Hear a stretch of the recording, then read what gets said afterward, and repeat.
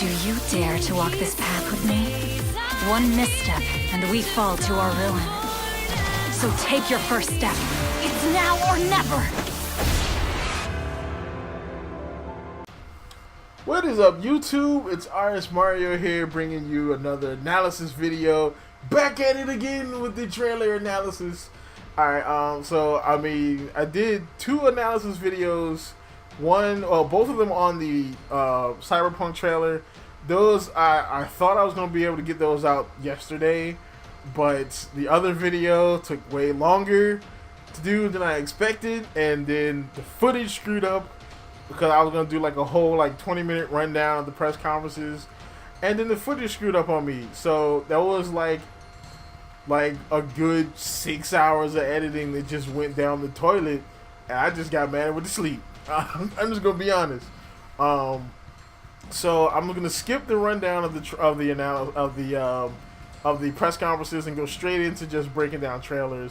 I might try to do it again, but it just pissed me off. It did. But I'm gonna go ahead and do this. So yeah. So Fire Emblem. One thing I was looking forward to in Nintendo conference overall was Fire Emblem info. I knew what was going down with Pokemon. That was fine. I was hoping to see some new games. We did kinda.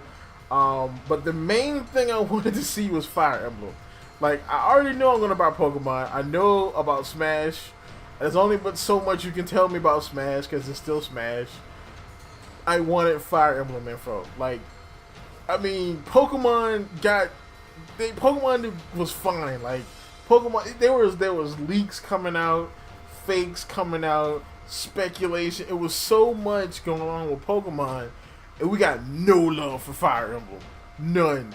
We didn't even get any good fakes, something that we could disprove. Nope, nothing. No love for Fire Emblem came out in that 1 year. We had a couple good fakes, there was Pirate Emblem, then there was Vampire Emblem, which I did make a video on that you can check out. It's fake, but you can still check it out. It's pretty interesting. And then, of course, there was Allergy of the Brave, which sounds kind of depressing. Allergy is like a tribute to the dead, so it sounds kind of depressing. But yeah, we didn't get much news, but now we've got some love. Finally, I'm going to tear this trailer into little bitty pieces and enjoy it. So the first shot we get is of the three houses, because it is called Fire Emblem Three Houses. Now, I don't think these are three nations, because they seem to highlight this one area, and it's not a continent because you can see it's land. It's connected to other areas. And in a second, I'm gonna show you a bigger map of the area, a zoomed out map. You can see it's connected to other areas. So it's not just it's not like three countries. I think these are three houses in one country. And they're going to war with people around them more than going to war with each other. But then, of course, they're the main characters for the three houses. We have the first one being Edgelord. Her name is actually Edelgard, but every time you look at it, you think Edgelord. Hopefully she's edgy, or not. She is, of course, she is from Sirita. I'm not quite sure, but she's from the one at the bottom with the phoenix. So the red crest with the phoenix on it, that's where Edgelgard is from. Edelgard. Then, of course, the second main character is Dimitri. He is from Fergus, with the crest of the griffin with the dude on it. And then, of course, the the last main character, I'm going to call him the artist formerly known as Claude, is from whatever that place is. He's from that place with the yellow sign, with the yellow crest, and the moon and the three helmets on it. He's from that area. So I think these are the heirs of these houses. And since you're called instructor a couple times in this trailer, I think you're actually a teacher at some kind of military academy, and you teach them. Another thing you can see in this particular map is you can see that there are crests around here, other than the main ones. You see there are smaller crests, like this one right above, right to the left of the Assyriata crest. And there's one that's up in the actual top, that looks like a star. These crests are actually on a big, large mirror, which I'm going to get into a little bit later. So next shot we get is a shot of this lady in white. She looks like a monk, or maybe she's an oracle-like lady we're going to get to later. She's holding a sword. She's stabbing it into the ground under a dragon surrounded by monks and looks like village people. And you can see some of the crests at the bottom on this big giant mural. They actually showed, there's actually a website that has the entire mural on it. So next scene, we get a shot of the dragon. So we see a white dragon with gold horns. He seems to be either running from or with a series of other dragons that look like they're either gray or black, or they could just be white or just be too far away for you to see it. Because this one does look like it's white. So that's another interesting thing to see here. And then the last shot we get is, of course, of the goddess Hinata protecting everybody with the Bakugan. No, but she does look like Hinata though. But yeah, then we had the goddess. It was basically, I would bet money that the goddess is connected to that dragon if she isn't the dragon herself, and this is just her physical, her human form and her dragon form, kind of like she's like this version of Naga. So then we have so then we have right here this chick with the shield, and she has a headdress on it with dragon wings. So I'm thinking that she is like the representative of the goddess, like an oracle type. And there's some weird stuff about her. She's about to die, and she doesn't look like she's about to flinch at all, even though she's got a shield in her hand and everything. Of course, a knight makes to come through and saves her. But then the next scene is where things get weird, because you see her just sitting there. She's standing there, and she's not even blinking. Like, she's unfazed about the fact that the dude just got murked in front of her. And I'm thinking there's one of two things. Either one, she's in this whole religion thing against her will, and she wants to die because that's the only way she can get out, which is like hella dark for a Nintendo game. Or it's or she is like hella evil and desensitized to the fact that somebody just got murdered in front of her. So yeah, it's pretty. She's definitely probably gonna be the antagonist, or either somebody you have to save. So then we get out here into the gameplay. So this area looks nice. Like, a lot of people were saying that it looks like a last gen game, and I'm sitting here thinking like, bro, you playing this on the Switch? Like, this ain't no damn PS4. Like, you're not gonna get some amazing I mean, don't get me wrong, the Switch can do a lot, but I mean, you're expecting a lot from a game that's still in development. Doesn't come out till February, or probably February of next year. Maybe March, more than likely. So there's plenty of time for them to polish the graphics. Even if they don't, this looks actually pretty good to me. And then we get to the meat and potatoes, the combat. So we see these like arrows or these lines. Now, it took me a minute to realize that this was not from you to them. This is from them to you. So I think these lines actually show you the vantage point that the enemy has on you. So these lines show you that, oh, if you stay right there, you're going to be able to get hit by these two characters here, but not this guy, you know. Or if this guy stays where he is, he's going to be able to get hit by somebody else. And it's kind of interesting. I kind of hope you can turn it off, because I mean, it seems like it'll make the game a bit easier. I don't really care for it. Just let me go in there. My first playthrough is gonna be rough anyway, so just let me take my lumps. So then next we have an interesting note. We have what looks like the actual menu here for fighting. So we have attack, magic, combat arts, formation, equip, items, and weight. So formation we're going to get into later. Combat arts I think is from Awakening. Honestly, I have not played Awakening yet. So, I mean not Awakening, Echoes yet. So I'm not 100% sure what combat arts are. From what I hear, it's actually like learning abilities from weapons. And you get to, once you learn that ability, you can switch weapons and learn another one.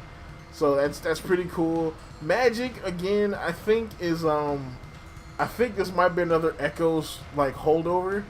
I think that maybe people have personal magic. Of course, mages are still in the game because later you're going to see mages use tone. But I think I think maybe everyone has abilities that are considered magic. Of course, just the regular attack. And you see the lines are now focused on Edelgard because now everybody can hit her. So if she stays there, she's going to get hit like 4 times and probably die. So then we see the battle, the actual like battle data screen. So we see, of course, it's Edelgard. We see her class is aristocrat and she's at level 3. So aristocrat is probably a new way of saying lord or hero. I don't think this is a lord class specifically because lords usually just use swords. She's using swords and axes. She's in this piece, bruh. She's a full-blown, like, no-limit soldier out this piece. Then we get to the battle data where you have, your regular stuff. But then you get to something that says AS. So attack speed is what I'm hearing people are saying this is. And if that's the case, then that brings in weapon constitution. Now I did some research on the various stats and stuff from past Fire Emblem games because I'm working on a video that basically is like it's like my own Fire Emblem game, like what would my own Fire Emblem game be like. And I was looking into the old stats to see like what stats, what kind of crazy stats were there in past Fire Emblem games. And one thing was weapon constitution or weight. So basically if you use something like a heavy axe, it will slow your speed down to where you don't get like things like double attacks unless you're using like a big beefy character that has a lot of speed. So yeah, that could be what that is. And then the other ones that kind of stood out to me was End and RSL. I'm hearing that End is like endurance and RSL is like resilience. So basically they just renamed the defensive stats. Resilience is your resistance to magic and End is your endurance to physical attacks. And weapon degradation is back too. So that's pretty nice. So the weapon triangle doesn't look like the weapon triangle is in effect here because she's definitely using an axe against a sword user. That's not what you do. It looks like the sword user is going to get doubles, but I don't think that is because swords beat axes.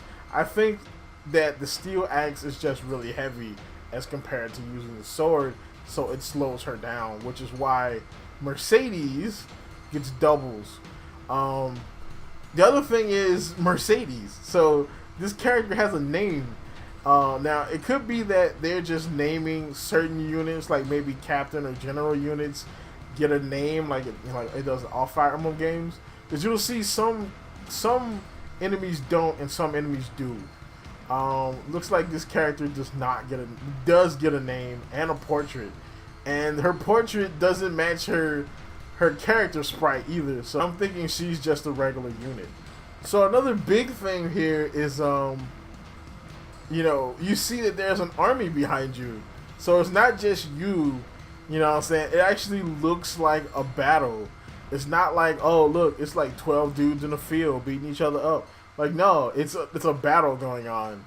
There's actually forces behind you and behind the other character. And all the forces that are with you are carrying the same weapon as you do. And all the forces that are with her are carrying the same weapon that she's carrying. So that's actually pretty cool. Same thing goes for this scene where we see Dimitri is going up against Kingdom Soldier.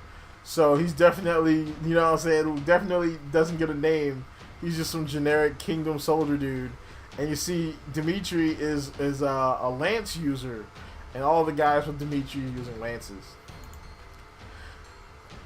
So we get another shot of the anime cutscene, and so this is probably still the work of Studio Kara, you know, the guys behind Evangelion, or at least the Evangelion, the movies. They would do some work on the movies, and they did work on the previous Fire Emblem Echoes animations, and the animations look kind of janky, but they don't look bad. They just look the resolution, not the resolution, the frame rate is kind of low, and it's one of those things that I've been trying to train my brain to avoid, because you know it's a video game, you know.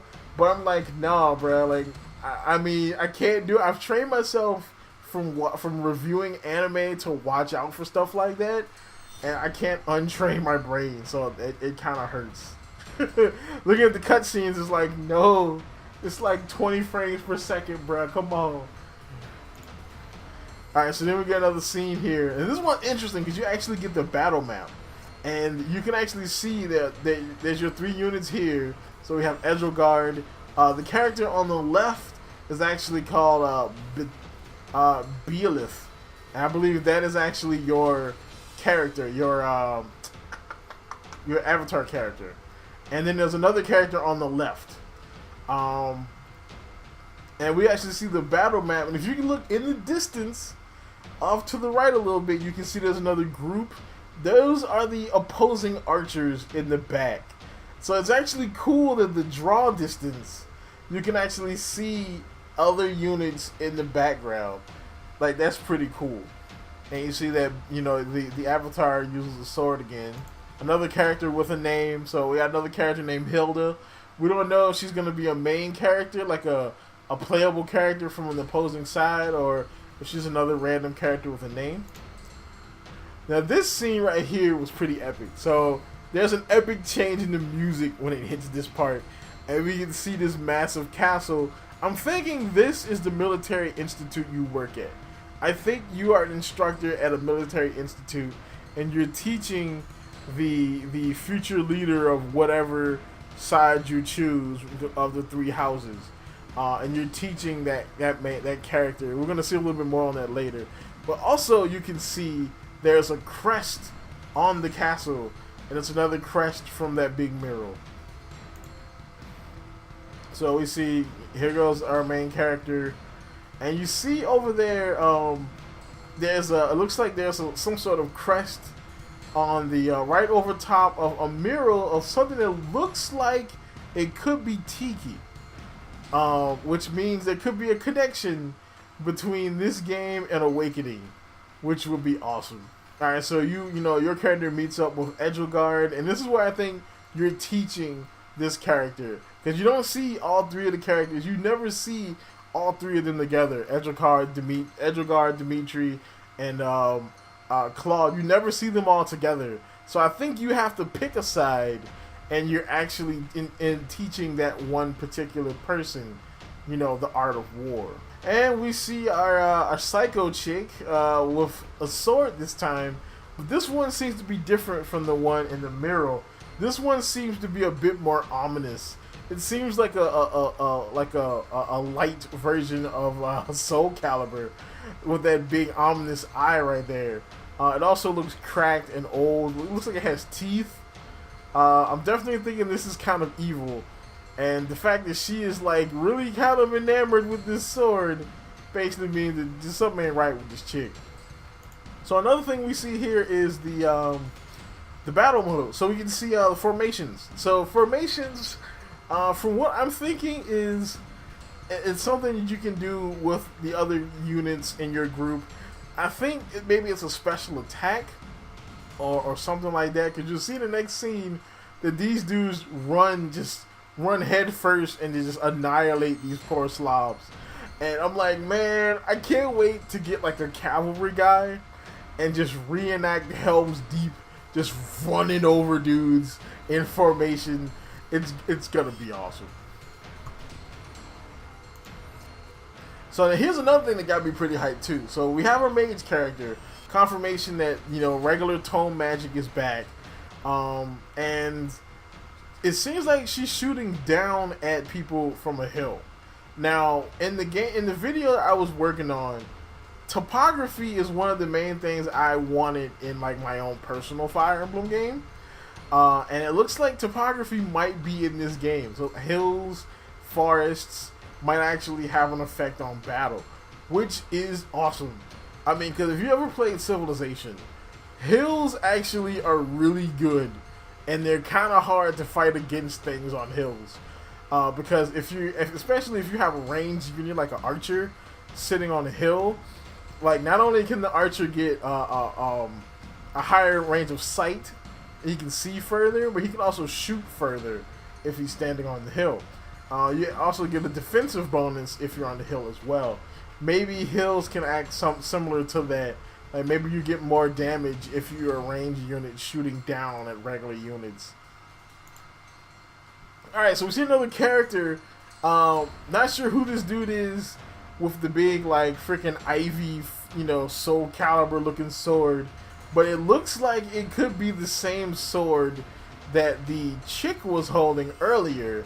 So maybe that chick works for one of these groups or nations. Because you see he's wearing an emblem on the back of his cape.